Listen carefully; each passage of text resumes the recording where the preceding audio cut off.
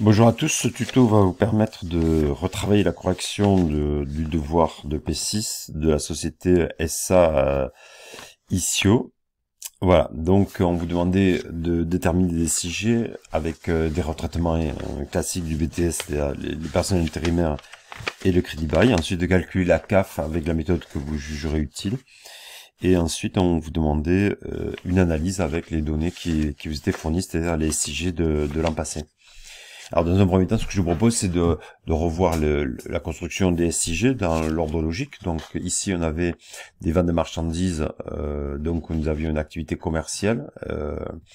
Et pour calculer le solde, le premier solde de marge commerciale, eh bien, il faut soustraire ces deux sommes telles qu'elles apparaissent ici. Voilà. Donc on a moins 108 900 et moins 23 567. Alors là, ça donnait un résultat de 585 567. 585 567. Voilà, on les a ici. Ensuite, on devait calculer la production de l'exercice et elle était de 1 220 881 et il n'y avait pas de production stockée ni production immobilisée. Voilà, mon production de l'exercice était donc de 1 220 890. Si je reviens sur le modèle que j'utilisais tout à l'heure, on a la production de l'exercice ici, qui est constituée par la production vendue, production stockée et production immobilisée. C'est pour ça qu'ici, voilà, je vais mettre en rouge les bons soldes, et ici, tous les soldes étaient à zéro. Production stockée et production immobilisée. Donc ça, c'était production à l'exercice.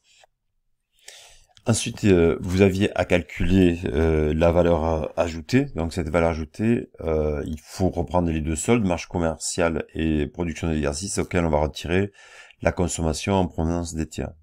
Donc cette consommation en provenance des tiers, elle va correspondre à plusieurs soldes. Ici, on a 98 076. Par contre, attention, dans ce 98 076 euros, il y a deux factures qui ont été comptabilisées, une facture d'intérimaire et une facture de crédit bail. Donc, dans les retraitements qui sont préconisés au BTS, on doit en tenir compte. Cette information vous a été donnée, donc il fallait en tenir compte. Donc ça consiste en quoi? Ça consiste à retirer des charges, les 48 000 correspondant au personnel intérimaire et la redevance de crédit bail de 32 400. Voilà, donc qu'est-ce qu'on fait sur ces 98 000? Eh bien, on va retirer ces deux valeurs. Donc on va avoir une valeur moindre, diminuée de 48 000 et 32 400. En sachant qu'évidemment, je peux en parler dès à présent, la somme correspondant au personnel intérimaire de 48 000 euros, eh bien, va être rajoutée aux charges de personnel que l'on va retrouver un petit peu en dessous dans charges sociales, salaire de traitement et charges sociales. Donc ici, on va rajouter le personnel intérimaire. Ensuite, pour le crédit bail, eh bien, la somme qui va être retirée va être partagée entre les dotations aux amortissements économiques, ici, sur l'immobilisation, on va rajouter un amortissement théorique et on va rajouter des charges financières dans la ligne intérêts et charges assimilées. Voilà, donc le retraitement était important à faire. Et on se retrouvait avec les deux soldes, et 98 076 moins 48 000 moins 32 400. Et ça faisait moins 17 676. Donc la valeur ajoutée retraitée donc égale à 1 788 781. Ensuite, la valeur ajoutée, on va calculer l'excédent brut d'exploitation, le BE.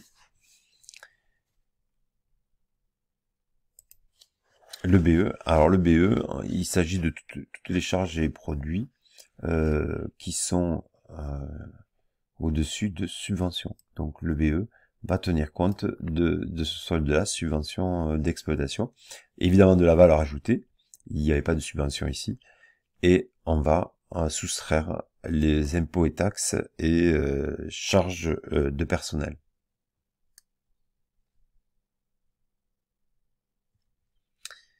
Voilà. En sachant qu'évidemment, les charges de personnel, j'en ai parlé, il faut rajouter les 48 000 correspondant au personnel intérimaire. Donc, dans le SIG retraité, on retrouvait bien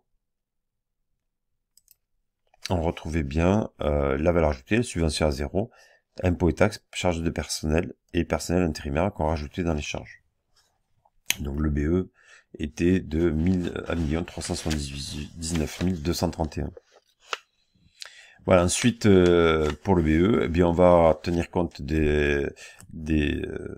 pour calculer le résultat d'exploitation, à partir de l'EBE, on va tenir compte des charges d'exploitation, que ce soit des reprises ou autres produits d'exploitation, ainsi que les dotations. Et évidemment, on va retenir une dotation théorique pour le crédit bail, puisqu'on vous donnait la valeur du crédit bail qui était égale à 85 800. Donc amortissable sur 5 ans, 10 par 5, et ça donne un amortissement théorique de 17 160. Je profite de ce moment pour vous expliquer que le solde du loyer de crédit bail qui était de 32 400, qu'on a soustrait aux charges au-dessus des charges de consommation extérieure, eh bien là on a fait un retraitement, donc pour le moment c'est pas équilibré. Eh bien on va faire 32 400 moins 17 160, et la différence sera considérée comme étant une charge financière. 32 400, et on l'a ici. Dans le retraitement du crédit bail, dans les charges financières, on va rajouter 32 400 moins 17 160. 17 160. Donc les deux additionnés, 17 160 et 15 240, eh bien on retrouve la valeur du loyer de 32 400. Donc le solde qui va apparaître après va revenir tel qu'il aurait pu être calculé si on n'avait fait aucun retraitement. Donc c'est une façon de revenir sur les SIG non retraités.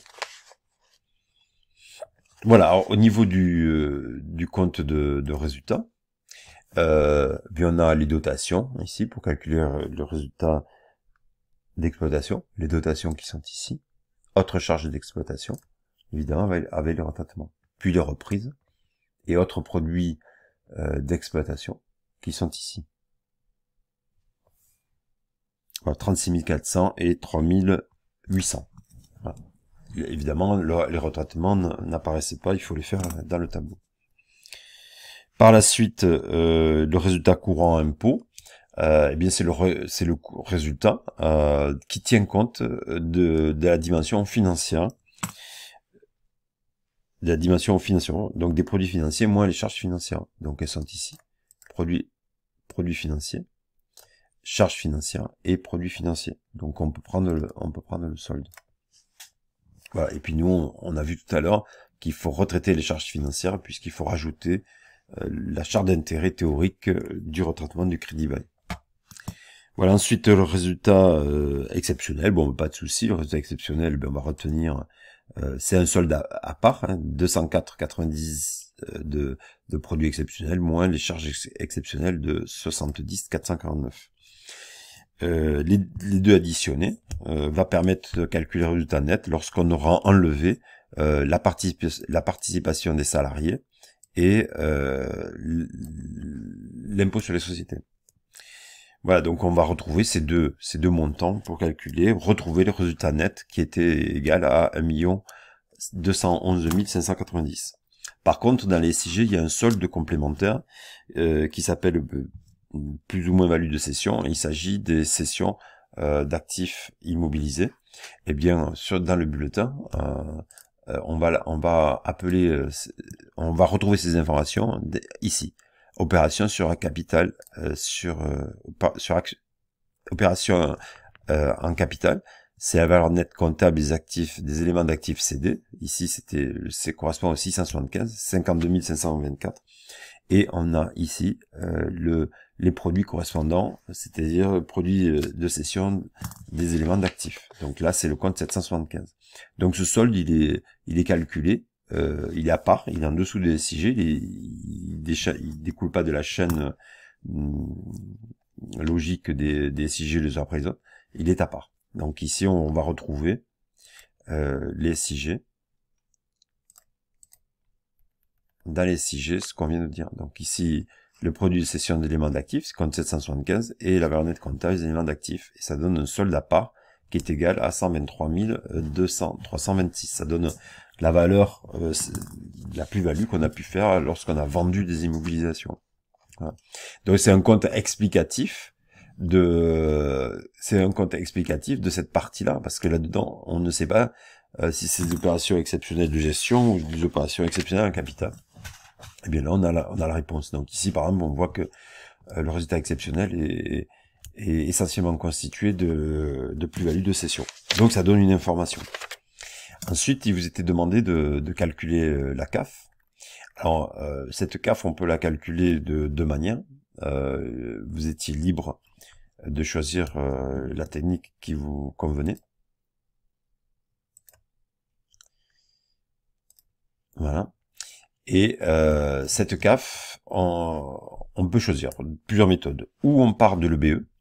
Donc je rappelle que le BE eh bien, tient compte des charges sociales, donc il s'arrête ici. Voilà. C'est l'ensemble de ces charges et des produits jusqu'aux subventions d'exploitation. Voilà. Alors je vais peut-être effacer tout ce que j'ai fait. Alors le BE là que je viens de représenter sous la forme de cadre rouge, c'est le BE d'un SIG non retraité. Il ne faut pas oublier que nous avons fait des retraitements sur sur la consommation extérieure et autres la consommation extérieure, et un retraitement qui a été neutralisé dans le salaire et traitement. Voilà. Donc si on a plusieurs techniques, ou partir de l'EBE comptable sans retraitement, donc on fait l'addition de ces sommes et on soustrait celle-ci, et après on fait notre analyse. Là ici vous aviez calculé le BE retraité, donc il faut faire attention, puisque le BE qu'on va reprendre dans le SIG tient compte du retraitement du crédit bail, puisque je vous rappelle qu'une partie du crédit bail est mise ici dans les dotations d'amortissement et une partie dans les charges d'intérêt.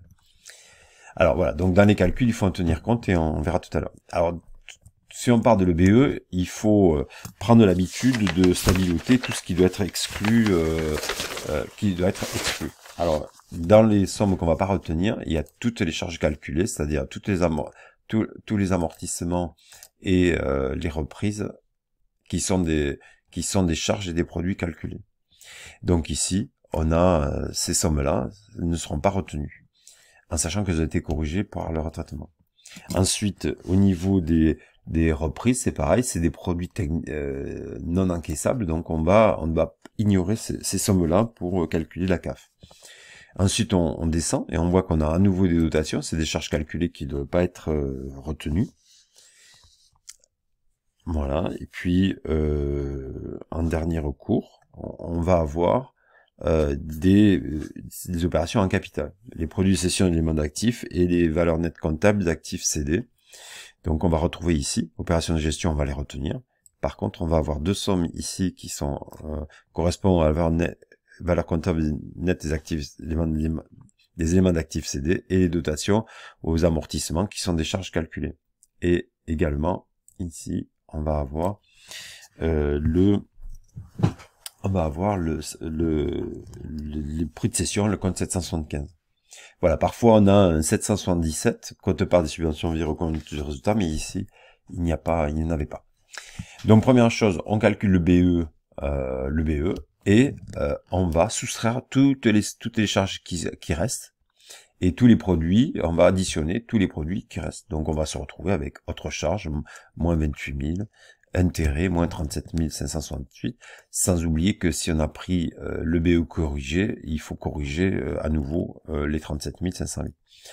Les différences de change, moins 10 280, puis les opérations exceptionnelles, moins 5 568, moins participation et impôt sur les bénéfices, et puis rajouter les produits, alors on peut le faire dans l'ordre qu'on veut, les autres produits, 3800, et on continue il y avait des produits sur cession de VMP, on les prend, 3568, les intérêts encaissés, 8594, les reprises reprises sur provision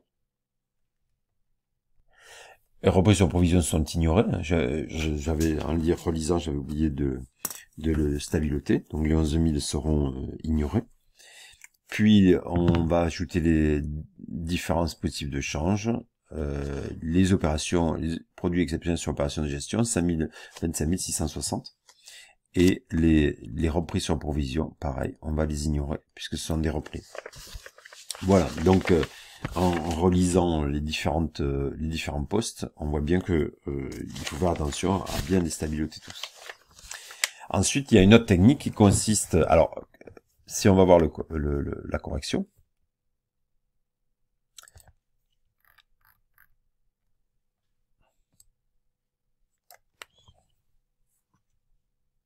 si on va voir la correction, on va retrouver le BE corrigé, auquel on va retrouver toutes les sommes, en faisant évidemment bien attention aux charges financières qui doivent être, ici on est parti du total, on a enlevé les dotations aux charges financières, mais par contre on va en rajouter le retraitement du crédit bail. Voilà pour la CAF qui est égale à 1 288 122. L'autre méthode, c'est la méthode additive. Bien, elle va être différente. On va partir du résultat net comptable et on va rajouter toutes les dotations, tous les produits, les éléments de cession d'actifs. Voilà. Tout en tenant compte, évidemment, du retraitement correspondant au crédit bail. Voilà. Ces soldes sont donc calculés et on va pouvoir les analyser en expliquant leur importance. Alors la valeur ajoutée, c'est vraiment un solde très très important, puisque c'est la création de richesse de l'entreprise, ce qu'elle a créé comme richesse dans un exercice comptable. Voilà, donc on voit de suite qu'il y a une diminution de création de richesse. C'est l'activité même de l'entreprise, c'est c'est son cœur, c'est son moteur qui va permettre de financer les acteurs qui ont été partie prenante dans la création de richesse, c'est-à-dire les salariés, l'État, l'entreprise elle-même et plus tard les dividendes. Ensuite, il vous était demandé d'expliquer ce qu'était le résultat courant hors impôt.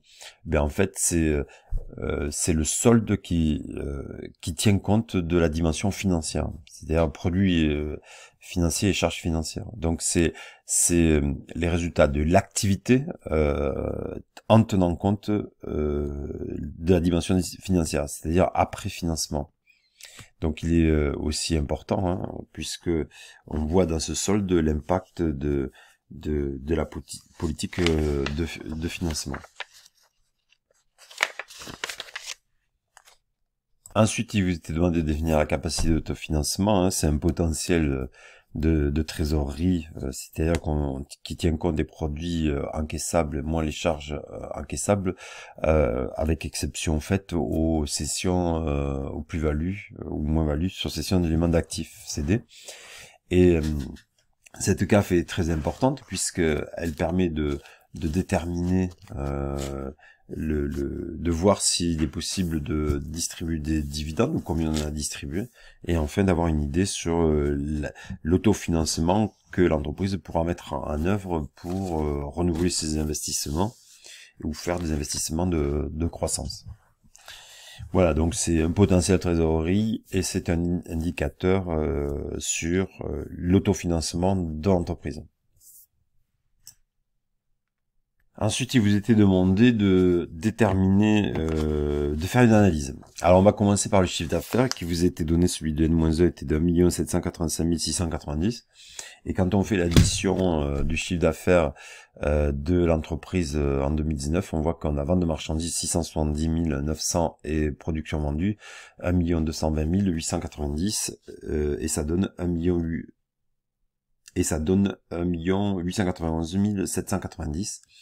Ce qui montre une une augmentation du chiffre d'affaires entre 2018 et 2019, où N et N-1.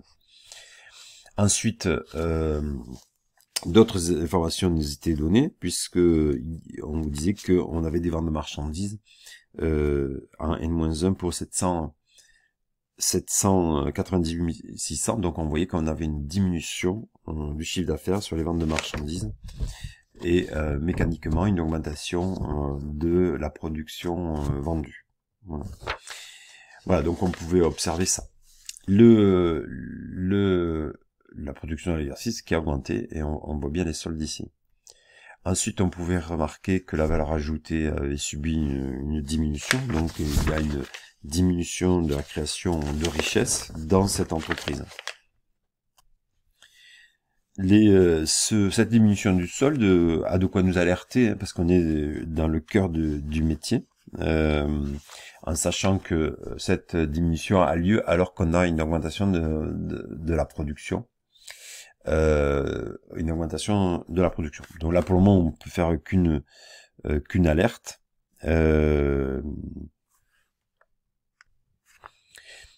On peut faire qu'une alerte, mais cette alerte peut être tempérée par l'augmentation. On observe une augmentation de l'excédent brut d'exploitation assez importante. Et cette augmentation, on peut vraiment imaginer qu'elle vient des charges personnelles, puis ces impôts et taxes. On ne peut pas dire qu'il y ait une grosse variation d'une année sur l'autre. Donc, on peut se dire que on a eu moins de création de richesse, mais les charges sociales ont été très contenues. Donc, en fait, les salariés ont potentiellement mieux produit ou se sont mieux débrouillés. Donc, il y a une meilleure efficacité dans l'entreprise de la fonction personnelle. Puis ensuite, on retrouve l'impact de ce TBE sur le résultat d'exploitation qui a lui augmenté aussi. Autre point assez important, c'est qu'on remarque que le résultat courant d'impôt a fortement augmenté. Donc évidemment, il avait déjà augmenté grâce au solde supérieur, mais on voit que l'impact a été accentué par des produits financiers, par la dimension financière. Donc on peut penser qu'ils sont mieux maîtrisés. Est-ce qu'on a effectivement remboursé des crédits ou on est arrivé à la fin de crédit? Donc ça, c'est assez positif pour la dimension financière, la sécurité financière de l'entreprise. Puis enfin, on pouvait remarquer que le résultat d'exploitation était en forte hausse, puisque l'année dernière, on avait résultat exceptionnel était en forte hausse, puisque l'année dernière, on avait une perte, et cette année, on a un gain positif. Et on avait vu tout à l'heure que ça venait essentiellement de cession d'éléments d'actifs. Donc le résultat de l'exercice a fortement explosé pour toutes ces raisons. Donc des éléments financiers mieux maîtrisés, des charges de sociales très maîtrisées, avec donc une amélioration du personnel, mais une réduction de la rémunération du personnel, enfin globalement. Donc l'efficacité semble élevée. Donc cette entreprise n'est pas est dans une situation où elle doit étudier un peu plus son cœur de métier, voir pourquoi il y a eu cette baisse création de valeur ajoutée, mais en fait elle est dans une situation assez satisfaisante. J'espère que ce tuto vous aura permis de revoir toutes ces notions, de bien comprendre les méthodes, les techniques, et que vous avez bien compris les conclusions qui ont été apportées à cette analyse. Merci beaucoup.